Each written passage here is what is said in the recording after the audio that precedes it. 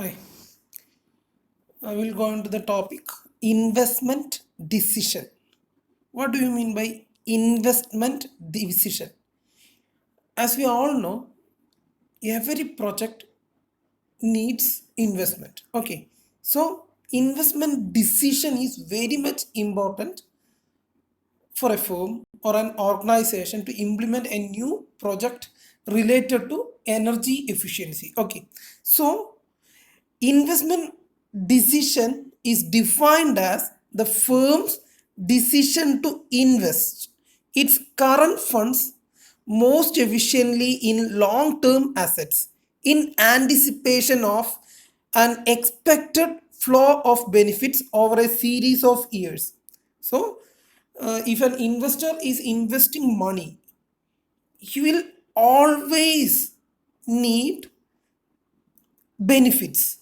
Okay, so if he is depositing a fund, he needs benefits over a series of years. Okay, it is concerned with the investment decision is concerned with the current outlay of funds in the anticipation of a series of inflow of funds in future. Okay, if an outflow, cash outflow, that means if we are investing some money, it is called cash outflow. The investor will always think that he will get a cash inflow, okay, in future. It considers cash flows, project life, and discounting factor. The investment decision considers three factors. The three factors are cash flows may be cash inflow and cash outflow. Cash inflows are the funds the investor gets in the future. Okay, cash outflow is the amount he's investing on a project. Okay, any investment decision depends upon the decision rule that is applied under circumstances. Okay, any decision, any investment decision depends upon decision rule. The decision rule considers the inputs like cash flow, project life, and discounting factor. The effectiveness of decision rule depends on how these factors means these three, that means cash flow, project life, and discounting factor. The effectiveness of decision rule depends on how these three factors have been properly assessed.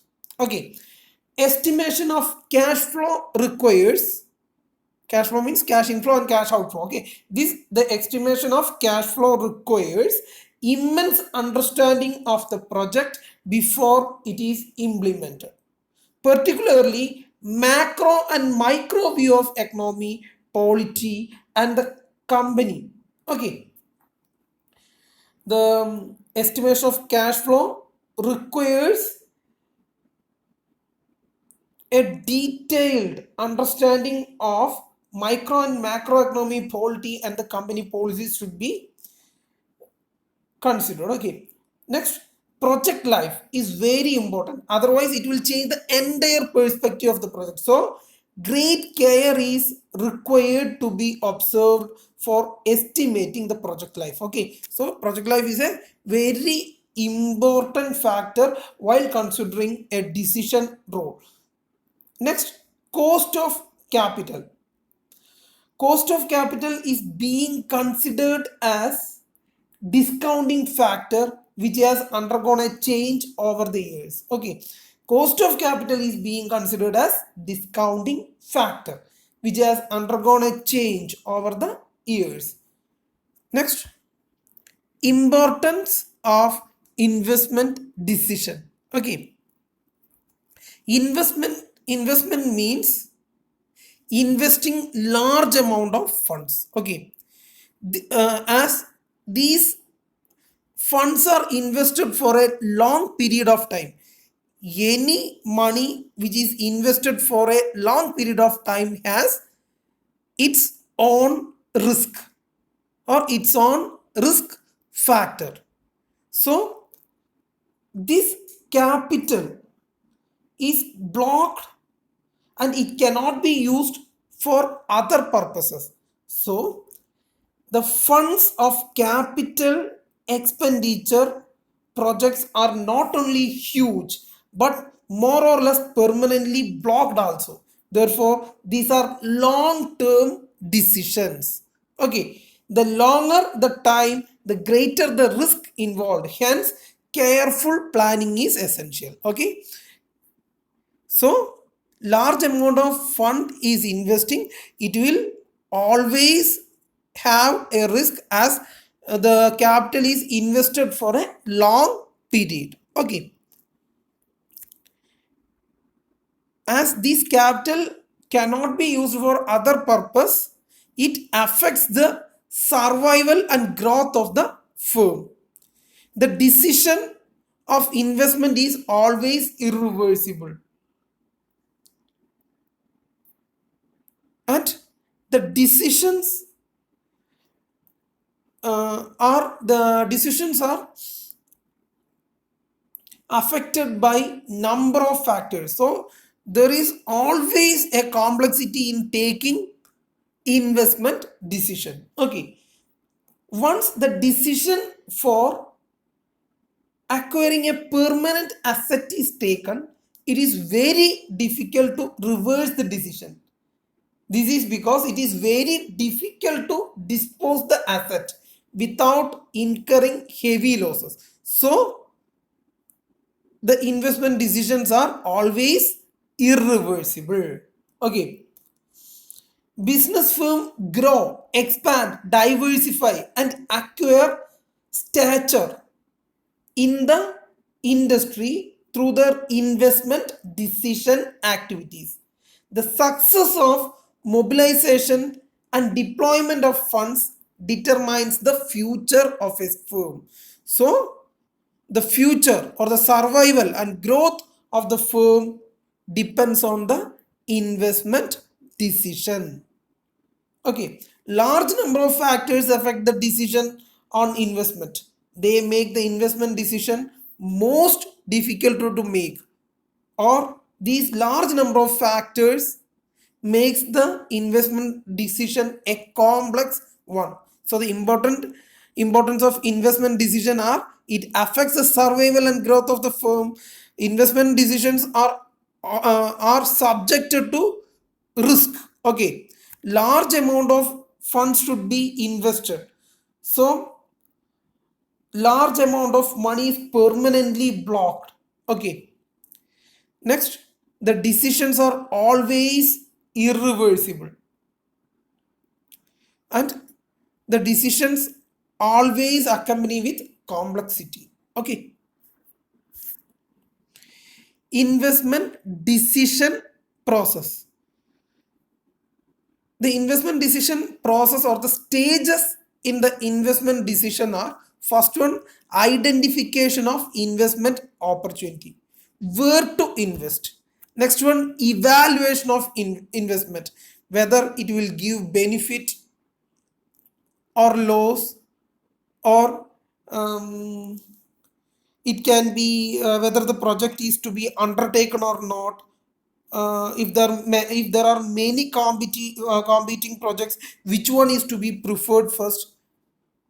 For all these questions, we should evaluate the investment. Okay, for evaluating the investment, there are many techniques. Okay, next, after getting the evaluation result, we will implement the decision whether to go on with the project or to reject the project. Okay, next, evaluation criteria. I have already said that the evaluation of the in the second point, evaluation of the investment should be done. Okay, for evaluation, we need to estimate cash flows, both cash inflows and outflows. Okay, next one, estimation of required rate of return. A required rate of return should be estimated. Next, application of decision rule for making the choice. Okay, we have already said that decision rule is based on the cash flows, project life, discounting factor, etc. Okay, so this cash flow and the rate of return all should be estimated and evaluation should be done. Principle of project evaluation. Every project has an accurate principle behind it. Okay, an investor, according to the investor, the principle of project evaluation are: first one, the bigger the better. That means an investor always prefers larger benefits to smaller ones. Next one is bird in hand principle. Investor prefers early benefits to late funds. Okay, early benefit is needed. So early benefit means the present value or the present worth of the amount we are getting at the earlier stage will be higher than that of the late stages. Okay, so the bird in hand principle, that means investor prefers early benefit to late ones. So I am repeating, two principles are there. First one is bigger the better. Investor always prefers larger benefits to smaller ones. Next one is bird in hand principle, in which investor prefers early benefits to late ones. Okay. Next one is problems of an investor. There are mainly two problems when considering investment. First one is whether a project is to be undertaken or not. Okay, whether a project is to be undertaken or not, whether the investment in project will give him benefit or loss. So first question is whether a project is to be undertaken or not. Second one, if there are many competing projects, which one is to be preferred first? Okay, which project will be much better than the other? It should be evaluated. The methods of project evaluation. There are mainly two methods. First one is non-discounted cash flow method and second one is discounted cash flow method.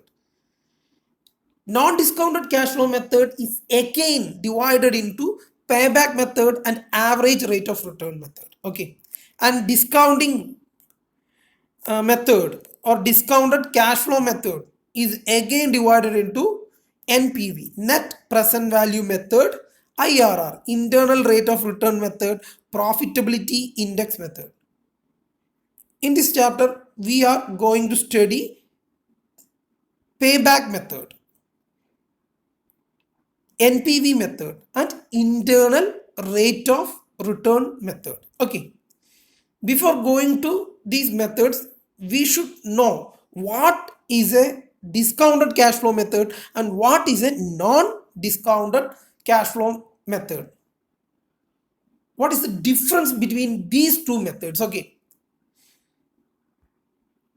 in discounted cash flow method, time value of money is considered. The time value of money. Okay, in non-discounted cash flow method, time value of money is not considered. Okay, discounted cash flows are cash flows adjusted to incorporate the time value of money, whereas undiscounted cash flows are not adjusted to incorporate time value of money. In discounted cash flows, cash flows are discounted using a discount rate to arrive at a present value estimate, which is used to evaluate the potential for investment.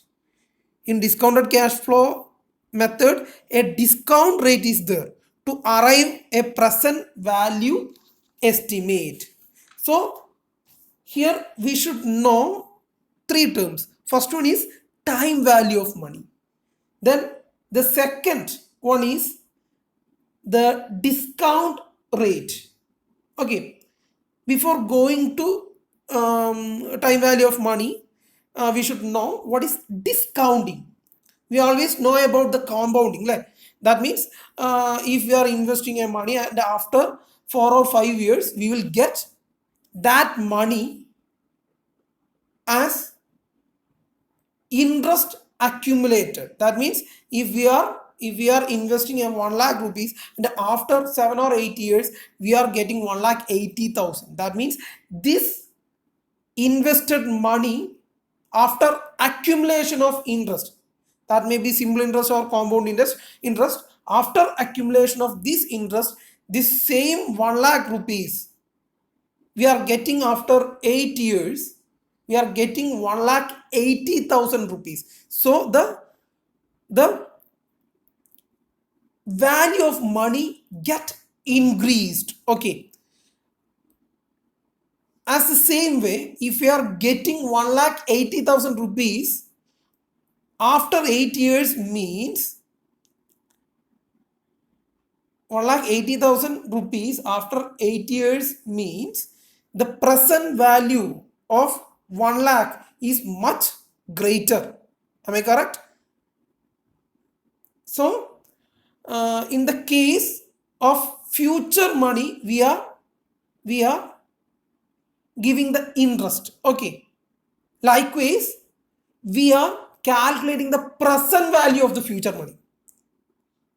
That means discounting or discount rate should be multiplied with it. Okay, I will tell you. Okay, the discounting is the opposite process of compounding. Discounting is the opposite process of compounding. Compounding determines the future value of present cash flows. Repeating once more, compounding determines the future value of present cash flows, whereas discounting determines the present value of future cash flows. Okay, discounting determines the present value of future cash flows. The present value is determined using an assumed interest rate, usually referred to as discount rate. Okay, so discount rate is nothing but for determination of present value, an assumed interest rate is used. This assumed interest rate is known as discount rate or discount factor. Okay, time value of money. That means money received earlier is more valuable than that received later. Okay, if we are receiving the money early, then it is more valuable than that money which is received later. Okay, the important concept is that the cash inflows received earlier can be invested elsewhere or even in the banks, and future income can be earned on them. Thus compounding benefits makes earlier cash inflows more valuable. Okay, this is the time value of money. If you are getting the money early, it has got more value than the money we are receiving later. Okay, next we will go on to payback period method. What is payback period method? Payback method determines the period of time required for the return on an investment to repay the sum of the original investment. Okay, payback method determines the period of time required for the return on an investment to repay the sum of the original investment.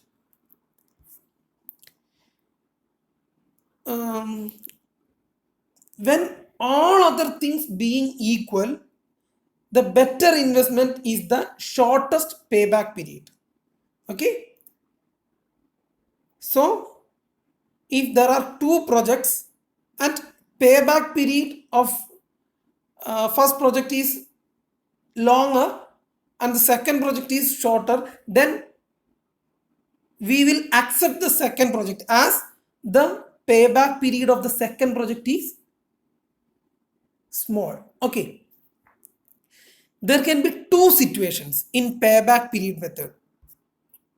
Okay, first one is when the net annual cash inflows is the same every year. Okay, if you are investing a money and if you are getting yearly a constant amount of money, then the formula for calculating PBP, payback period, is P is equal to C by R, where P is payback period in years, C original capital, and R net returns per annum. Okay, for calculating PBP, two methods are there. First method, when the annual cash inflow is the same every year we are getting a constant amount of money, then the formula will be P is equal to C by R, where P is the payback period in years, C is the original capital, and R is the net return per annum.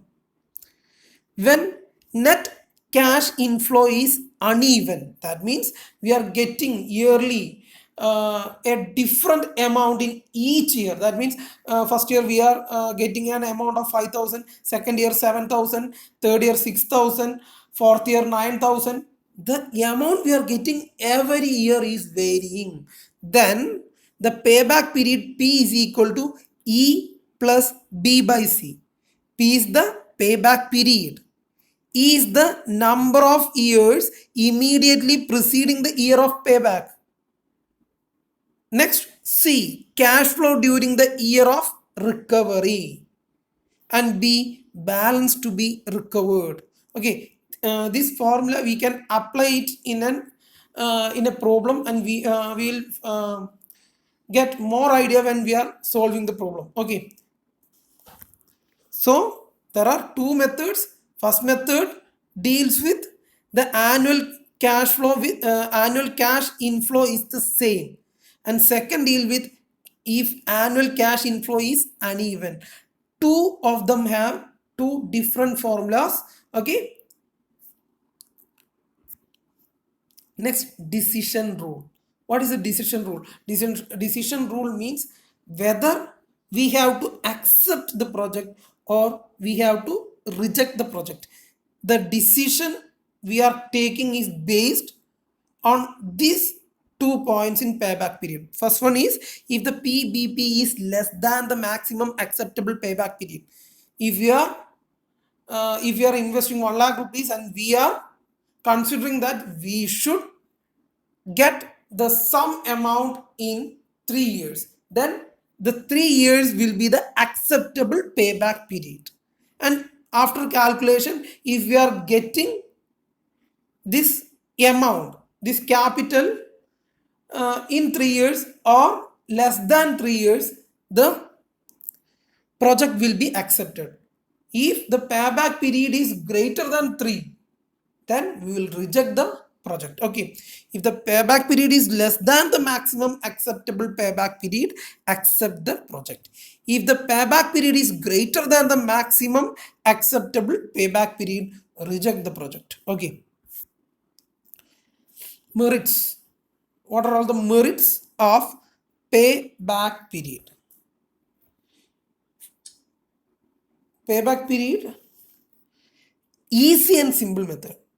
The most easy and simple method is payback period method. Okay. Second one, liquidity is emphasized. Okay. Third point, useful in case of uncertainty. Okay. The advantages are, first one, simple in both in concept and application. It is simple and easy method. Okay.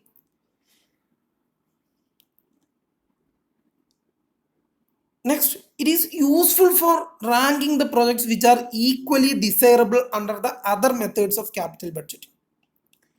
It is useful for ranking the projects.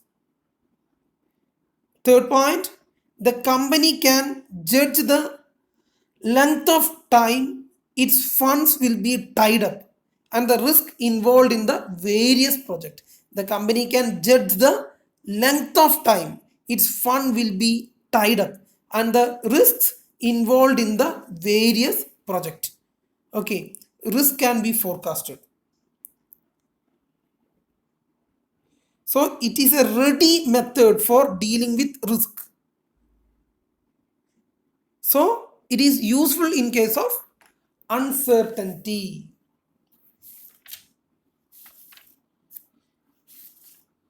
Next, demerits. What are all the demerits of PBP?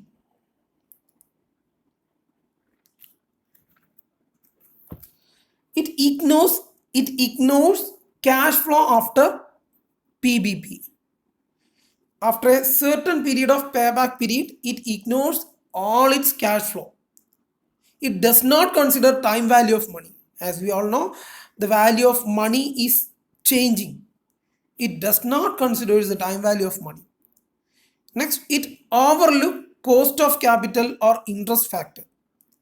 It ignores the risk of future cash flows. Okay. The demerits are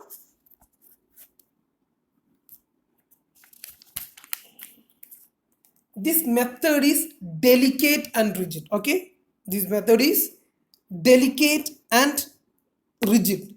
This method ignores the cash flows beyond the payback period.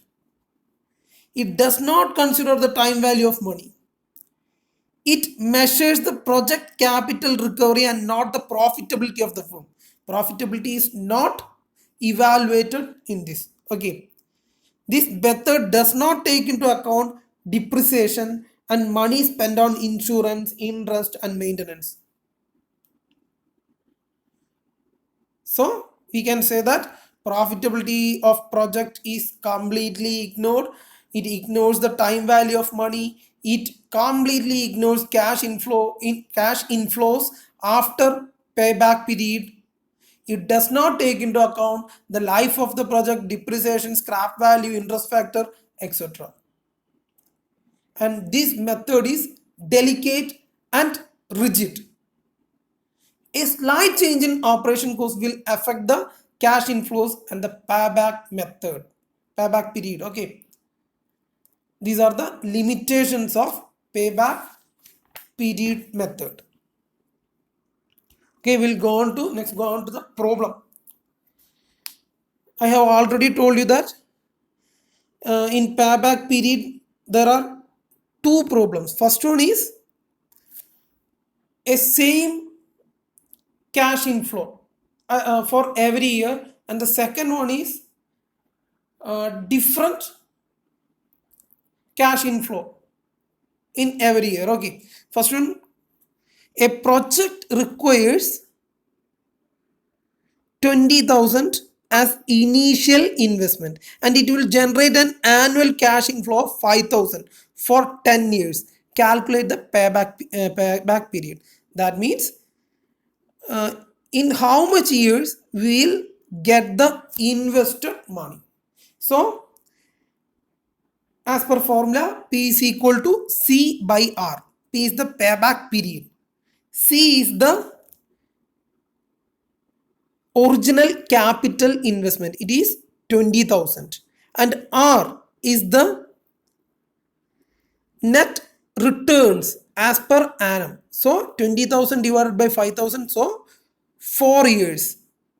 The payback period is 4 years.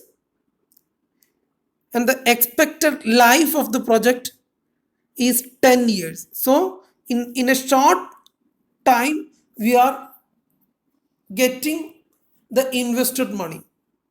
So this project is acceptable. Okay. Next, capital cost of two models of machines is rupees 90,000 each. Okay. Two models of projects are given. The each model needs rupees 90,000. So we can analyze which project should be taken care of, or the investor should first invest in which project. Okay, so each project needs 90,000. The estimated life is 4 years. Annual return of each machine are given below. What are the, so let us see. First year for model A it is 20,000, but for model B 30,000. Second year 30,000, 40,000. Third year 50,000, 50,000. Fourth year 50,000, 20,000. Okay. So the capital investment is rupees 90,000. Okay, capital cost of two models of machines is rupees 90,000 and the estimated life is 4 years. Annual returns of each machine are given below. Decide the model of machine to be chosen. Okay, so which model should be chosen? First one, we should find out the cumulative cost.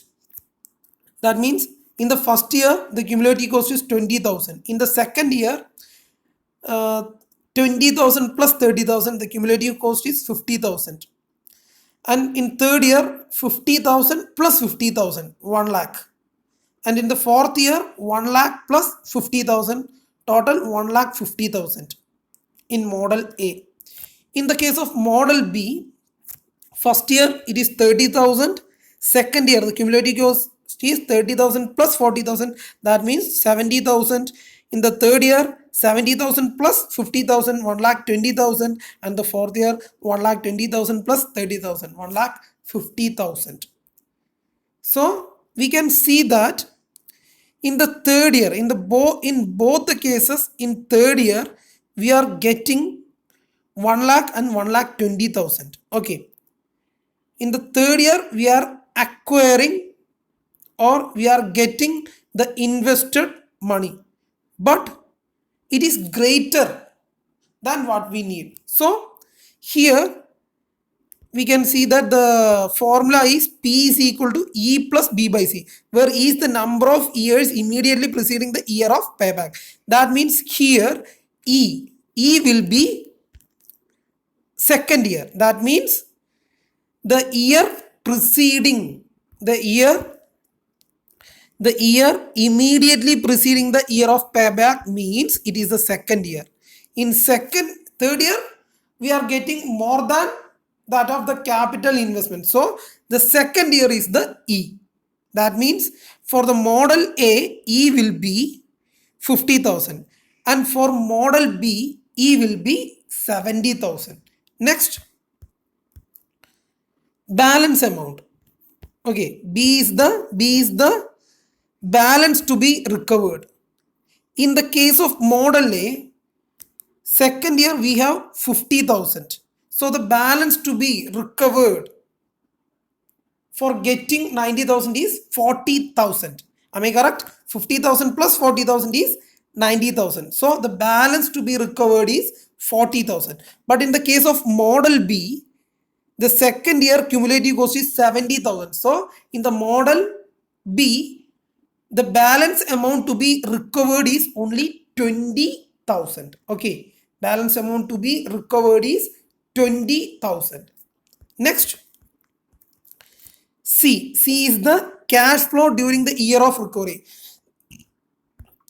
Cash flow during the year of recovery. That means in the third year, the cash flow of recovery for model A is 50,000, but for model B is also 50,000. Okay, so C is same for both, 50,000, 50,000. So we can see that P, payback period, is equal to E plus B by C, where E is 2 years plus B. In the case of model A, it is 40,000 and C 50,000. Okay.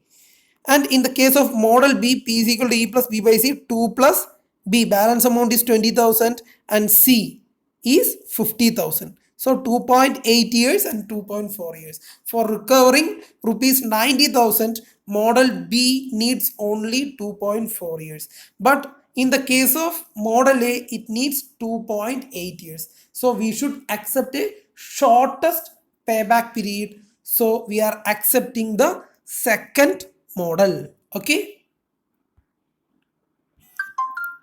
Next, net present value method. What is net present value method or NPV. Okay, NPV method of project evaluation.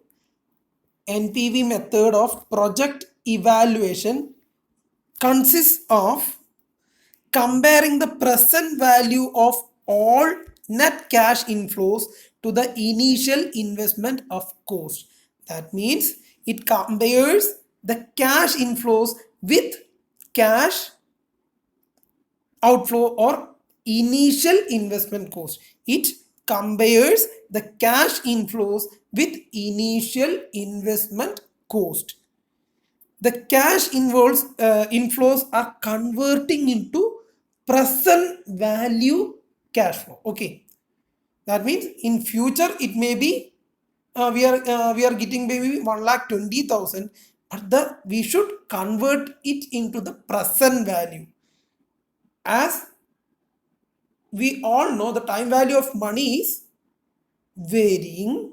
So if you are getting 1,20,000 after 5 years, then the present value of that 1,20,000 will always be less when compared to the current value of the money. Okay, that means in NPV we are comparing present value of all net cash inflows to the initial investment. It is described as aggregation of present value of cash inflows in each year minus net cash outflow. Okay, it is the difference between aggregation of present value of cash inflows and net cash outflow. Okay, the formula can be NPV is equal to C1 by 1 plus K whole raised to 1 plus C2 by 1 plus K whole square plus C3 by 1 plus K whole cube plus etc. plus Cn whole divided by 1 plus K whole raised to n minus C0. In this, we can see that C1, C2, C3, C4, etc. Cn are the net cash flows in years 1, 2, 3, etc. n. So this net cash flows after 1 or 2 or 3 or 4 years should be converted into present value. So the present value the present value of a certain amount which the investor will get after 3 or 4 years is converted into a present value. So C1, C2, C3 are the net cash flows in years 1, 2, 3, and C1 by 1 plus K whole raised to 1 is the present value of the amount investor getting after 1 year. In the case of C2 by 1 plus K whole square, it is the present value of the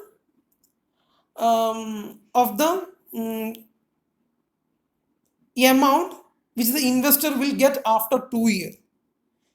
And Cn by 1 plus K whole raised to n. N represents the expected life of the investment. Okay, if the investment has an expected life or the project life period is n years, then the n represents the expected life of the investment. K is the discount rate. Okay, as we already discussed about discounting and discount rate, K is the discount rate. C0 is the initial cost of the investment. Decision rule. If NPV, what is NPV? Net present value is greater than 0. That means NPV is positive, we can accept the project. If NPV is less than 0, If NPV is negative, we can reject the project. That means if NPV is positive means cash inflow is greater than cash outflow. If NPV is less than 0 means cash inflow is less than cash outflow. Okay. Merits. What are all the merits of NPV? First one, NPV considers the time value of money, where payback period does not consider the payback. The payback period does not considers the time value of money. Okay. Second point, consider all cash flows over entire project life. In the over entire project life, cash flows are considered, but in payback period, after payback period method, after the payback period, no cash flows are considered. So it does not considers the profitability of the project. In the NPV, it considers the profitability of the project. It Next point, it helps to make a comparative assessment of different projects. Okay, we can compare different projects. So the advantages are it takes into account all cash flows occurring over entire life of the project in calculating its worth. It incorporates the time value of money. It relies on estimated cash flows and discount rates. It is possible to estimate and compare the combined NPV of two or more projects. Okay. Disadvantages or limitations of NPV. As we all know, a discount rate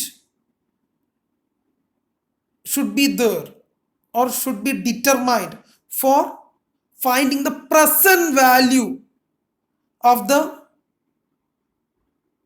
cash or cash inflow. So discount rate should be calculated, but the calculation of discount rate is very much difficult.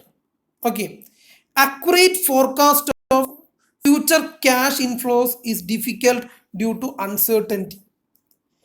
In case of mutually exclusive projects with unequal lifetime and unequal outlays, the NPV method may give false result. Okay. So the disadvantages of NPV methods.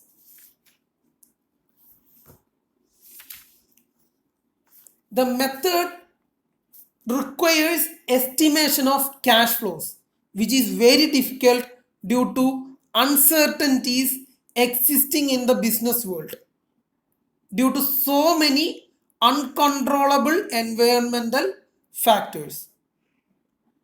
Second point, it requires the calculation of the required rate of return to discount the cash flow. The discount rate is the most important element used in the calculation of present values, because different discount rates will give different present values. The relative desirability of the proposal will change with a change in the discount rate. As the discount rates are difficult to determine, it is a major problem in NPV. Okay. Next point, when projects under consideration are mutually exclusive, it may not give dependable results. If the projects are having unequal lives, different cash flow pattern, different cash outlay, etc. Okay. If the projects have unequal lives, different cash flow pattern, different cash outlay, then the project under consideration will not give a dependable result. Okay. Next point, it does not explicitly deals with uncertainty. When valuing the project and the extent of management's flexibility to respond to uncertainty of the over the life of the project. Okay.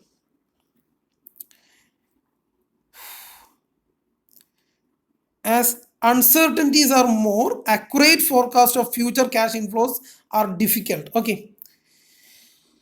Next, we'll go on to the problems. First one, an investment proposal would initially cost rupees 25,000 and would generate year-end cash flows of 9,000, 8,000, 7,000, 6,000, 5,000 in 1 through 5 years. Okay. So the investment, that is cash outflow or present value of cash outflow, CO, is given that 25,000, and the cash inflows in each and every year for 5 years are given. For 5 years it is 9,000, 8,000, 7,000, 6,000, 5,000. The required rate of return, the K value, the required rate of return is 10%.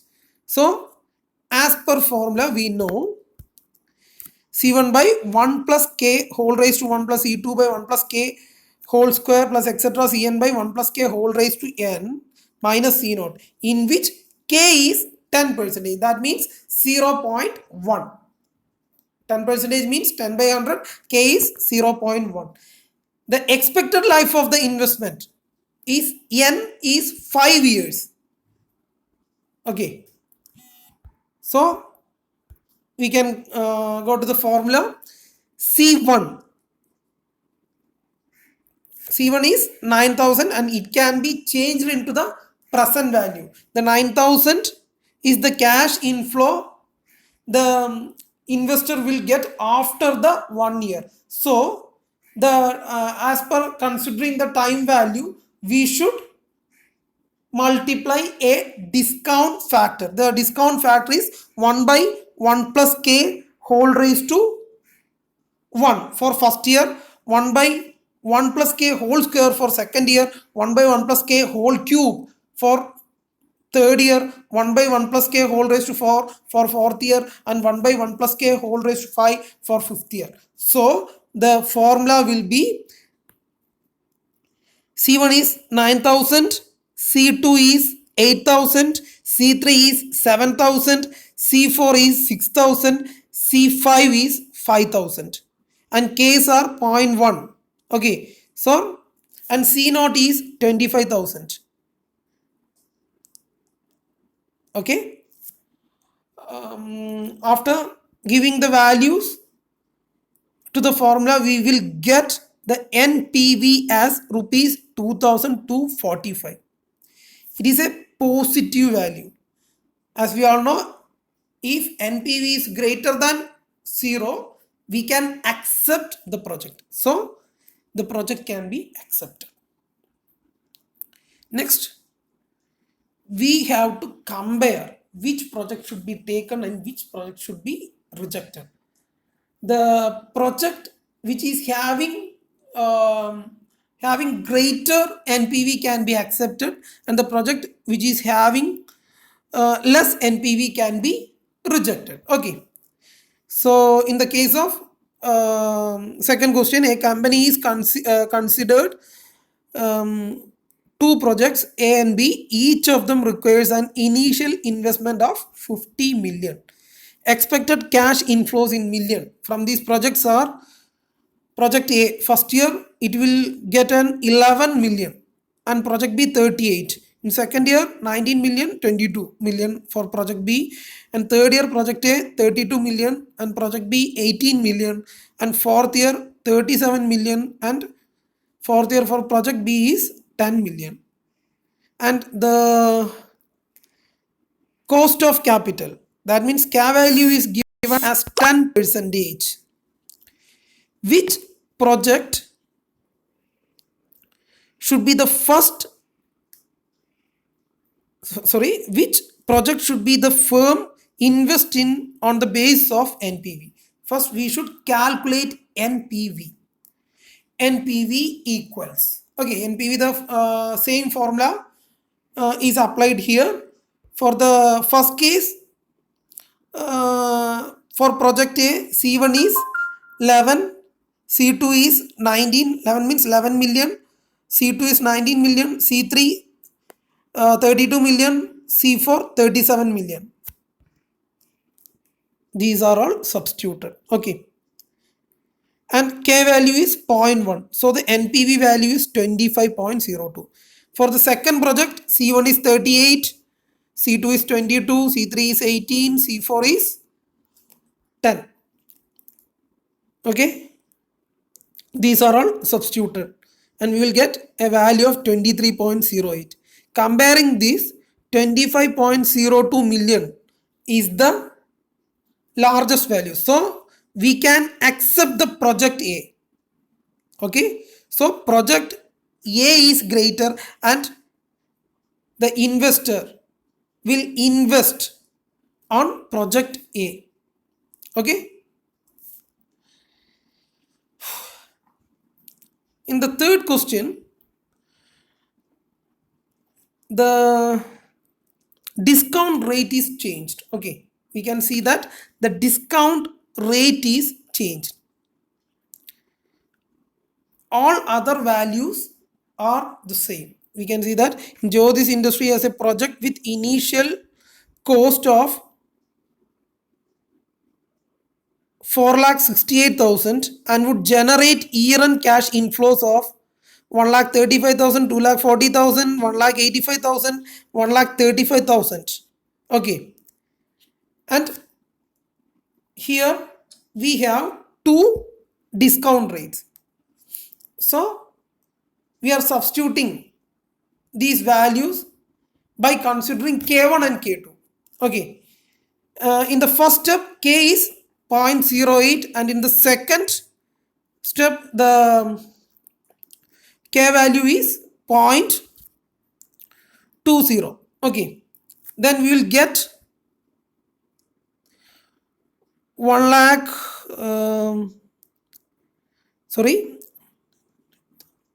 okay, 1 lakh 8,849 for NPV with K value 8% and minus 16,669 for K value 20%. So we will accept the positive one. So we will accept the project with discount rate of 8% and we will reject the project which is having a discount rate of 20%. So the discount rate which have 8% is accepted and the discount rate with the project having 20%, the discount rate of 20% project is rejected. Okay. Next, internal rate of return, IRR. It is nothing but the discount rate at which the NPV is becoming 0. In the last problem, we can see that we have two values. That means 8% we have 1,08,849. In the for 20% it is 16,669. Between somewhere the NPV will become 0. Am I correct? As the discount rate is increased step by step, in some point NPV will become 0. That discount rate, that is called IRR, internal rate of return. IRR is the discount rate at which the NPV of an investment becomes 0. Okay. IRR is the discount rate which equates the present value of the future cash flows of an investment with the initial investment. That means the cash inflow or the present value of the cash inflow should be equal to the initial investment. It is the discount discount rate at which cash present value of the cash inflow equal to the initial investment.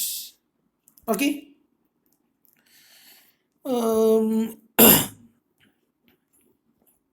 We'll want to, yes, IRR is the discount rate at which the NPV of an investment becomes zero.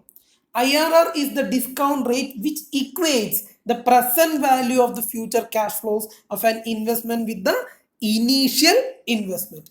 A project should only be accepted if its IRR is not less than the target internal rate of return. So, first we should decide what should be the target internal rate of return. So, a project should only be accepted if its IRR is not less than the target internal rate of return. When comparing two or more mutually exclusive projects, the project having highest value of IRR should be accepted. Okay. The project with higher rate of IRR or higher value of IRR should be accepted and lower value will be rejected. Okay. Next, we will move on to the formula. It is nothing. It's like that of NPV only. Okay. The net inflows, that means C1 by 1 plus R whole raised to 1 plus C2 by 1 plus R whole square plus etc. Cn by 1 plus R whole raised to n. That means cash inflows, present values of cash inflows minus C naught, initial cost of investment, should be equal to 0. That means the internal rate of return or the discount rate at which these present values of cash inflows equal to the initial cost of investment. Okay. The formula is C1 by 1 plus R the whole raised to 1 plus C2 by 1 plus R the whole square plus etc. plus Cn by 1 plus R whole raised to n minus C naught equal to 0, where R is the internal rate of return and C1, C2, etc. Cn are net cash inflows in years, 1, 2, 3, etc. up to n. N is the expected life of investment. Okay.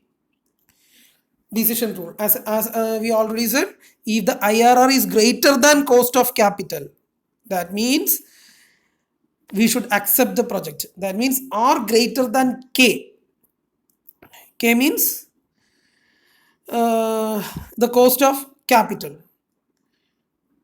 If the IRR is less than the cost of capital, reject the project. That means R less than K, reject the project. R greater than K, accept the project. Merits. It considers the time value of money. It considers all cash inflows. It gives importance to the objective of maximizing shareholders' wealth. Okay. The merits are, it considers time value of money. Next point, it considers all cash inflows. Third one, it gives importance to the objective of maximizing shareholders' wealth.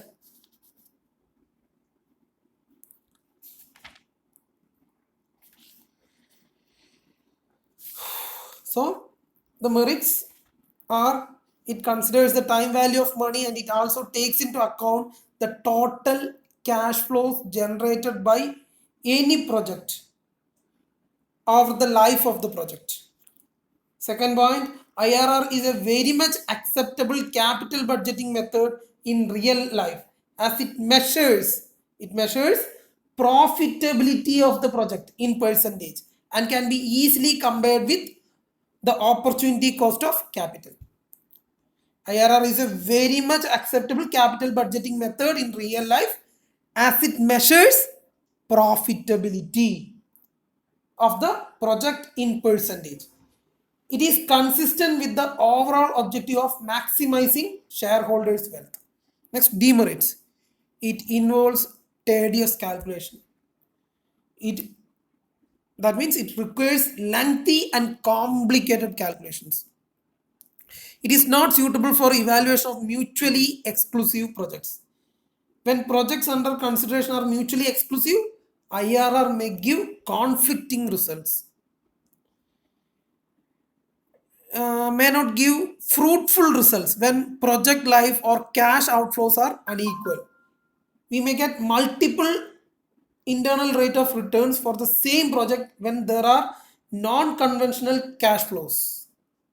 Okay. Next, we'll go on to the problem. Okay.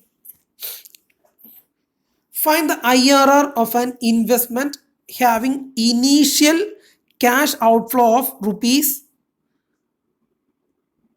2,13,000. Okay. The cash inflows during first, second, third, and fourth years are given. Okay.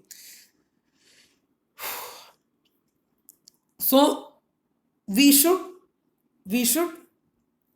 consider, we should calculate the discount rate at which NPV is going to be 0. So as in the case of NPV method, we are finding the NPV value, net present value method. We are calculating the NPV value, and as a trial and error method, we are putting different discount rates. Okay. First we will put 10%. So the cash inflows of 4 years are given, and the present value of cash inflows are calculated. That means by C1 by 1 plus R whole raised to 1, C2 by 1 plus R whole square, C3 by 1 plus R whole cube, C4 by 1 plus R whole raised to 4. We are calculating cash inflows, and we calculated the cash inflows and we got rupees 2,31,372, which is the NPV we got is larger than that of the initial investment. That means 2,13,000. So next step, we will put the value of discount rate as 13%. After substituting the value of R instead of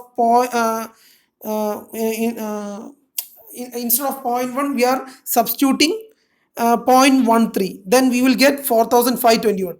As on giving trial and error method and giving the values as 10, 12, 13, 14, 15, etc., we will get that at the discount rate of 14%, the NPV is rupees 204, and at the discount rate of 15%, the NPV value is minus 3975. So the IRR, internal rate of return, will somewhat between 14 and 15. So we can say that the IRR should be equivalent to 14%.